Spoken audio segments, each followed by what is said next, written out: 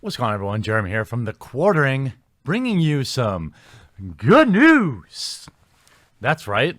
Many of you have been asking on Twitter, hey, Jeremy, can you mix it up with a little something with a happy ending?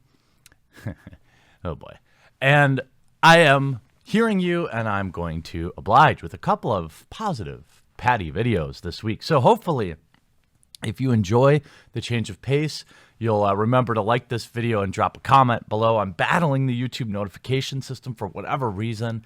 I can't predict what the hell is happening with it, when people are getting notified, when they're not. I'm hoping that imploring people to get more involved in the videos might kind of re-kick it. I might reset it so people actually get notifications again. But anywhoozle, there was a video clip yesterday of a feminist ally delivering a roundhouse kick to a woman at a pro-life rally and having a little bit of experience being assaulted by a feminist ally. I thought, wow, this is interesting. I wonder how this is going to turn out. And so it's been covered by several media outlets, and I'm covering it because it ends well. Pro-choice male hairstylist suddenly roundhouse kicks pro-life campaigner as she peacefully protests an anti-abortion rally in Toronto. Shocking footage of the assault at annual Life Change Street demonstration. Marie-Claire Bisonette, 27, was filming Jordan Hunt as they exchanged views. Hunt suddenly kicked her in the shoulder, knocking her phone to the floor. You can see, ready? Bam.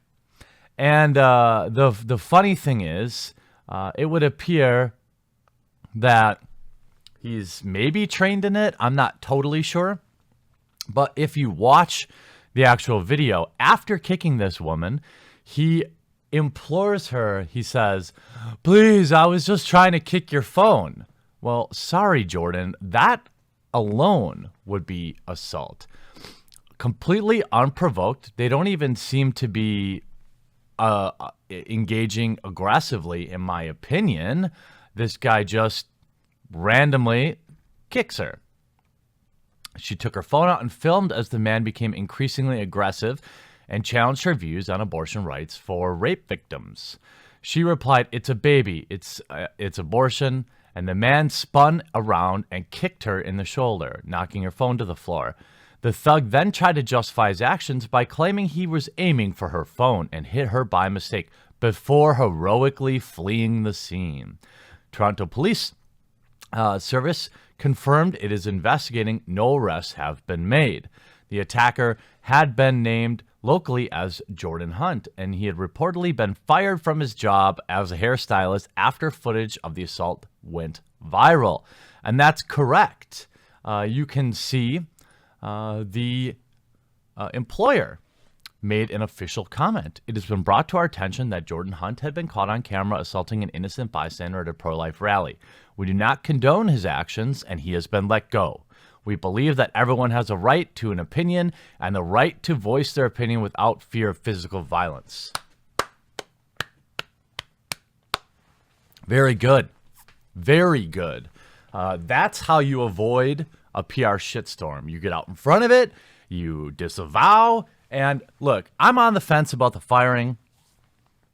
When it comes to a violent act like this, I totally understand why an employer would do that, and they're put in a position where if they don't, they have to basically condone his behavior. But if we look at some of these other articles, identified, roundhouse kicked a pro-life leader. Now, the Human Defense Initiative has identified the assailant as Jordan Hunt, a hairdresser in Toronto, Canada. During the event, Hunt vandalized multiple pro-life signs.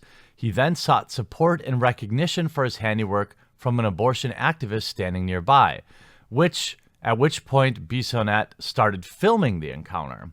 She made it clear she was filming the protester and informed him that he had just destroyed private property, at which point he became belligerent and began questioning her on her opinions on pregnancy. When she began to answer, he wound up and roundhouse kicked her, causing her phone to drop. In the background, cries for someone to call the police could be heard, along with the protesters' insistence he was aiming for the phone. Until today, he was employed at Noble Studio 101 Hair Studio in screenshots provided to the Human Defense Initiative. And when questioned about the assault, the shop replied, he was a subcontractor until today. I found out what happened, exclamation point, exclamation point, exclamation point, exclamation point. Not cool. He will never step foot in my studio again. What a great reply. What a great reply. It's so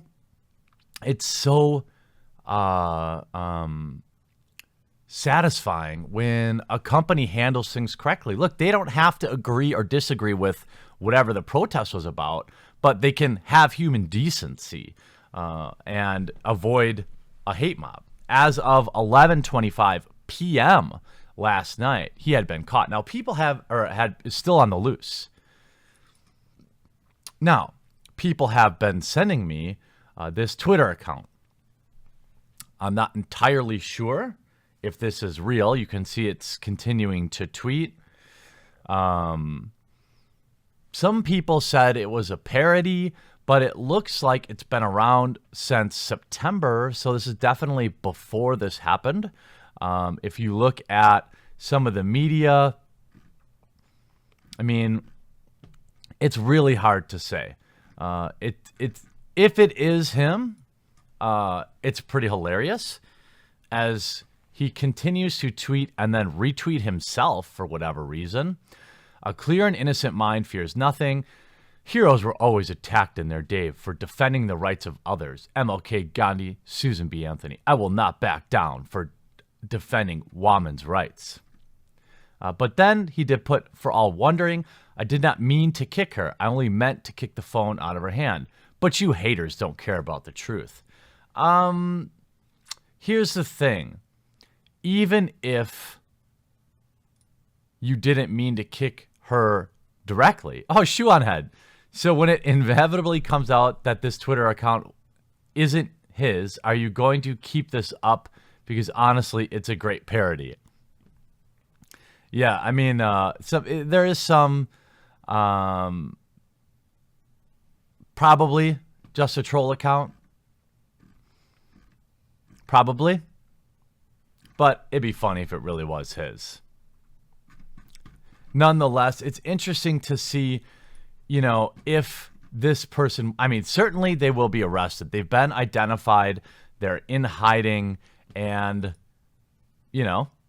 that's good news, right? And if I asked for some information about this, and to see he was identified, yes, very un-Canadian.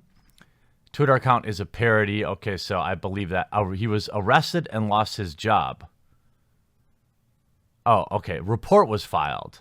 Yeah, no confirmation of his arrest. I don't understand why people continue to. I'm just looking for up to date information. He's been fired. He has not been charged. He's been charged. Interesting. Let's see. Just identified. From what it looks like, he's still on the loose. Faith Goldie tweeted about it. I don't know how reliable of a source she is, but here we go. Oh, she retweeted a parody account. That's why I question. Oh, and Faith Goldie's Toronto, this guy is behind bars. She's still campaigning. So he's not been arrested, at least currently. I anticipate he will be. This is just another degradation of, I don't know. This is what happens when children try to talk like adults. They have hissy fits. When they're young, they cry and maybe they hide in the clothing aisle and poop their pants to make their parents mad. In real life, they use violence, much like in my situation, much like in the bike lock situation, it always seems to be these people on the far left that can't handle adult conversations. Now, that doesn't mean there haven't been people on the right who have been violent, but doesn't seem to happen as often, or at least it doesn't seem to be as reported as often, which is curious. And it's good to see people rallying. It's good to see the reply, the outpouring of support. Maybe whoever this person is, people can fund her a new phone. But I just like in my case, I assume she'll probably be the same way. The money isn't as relevant as the justice, and I know if I were her, I would feel like if my attacker went to jail for the maximum, that would feel pretty good. But hopefully this kid will see some justice and rethink his decisions in life, although I'm not optimistic. So, happy ending, was caught, yay. Hope you enjoyed this video. We'll talk to you again real soon.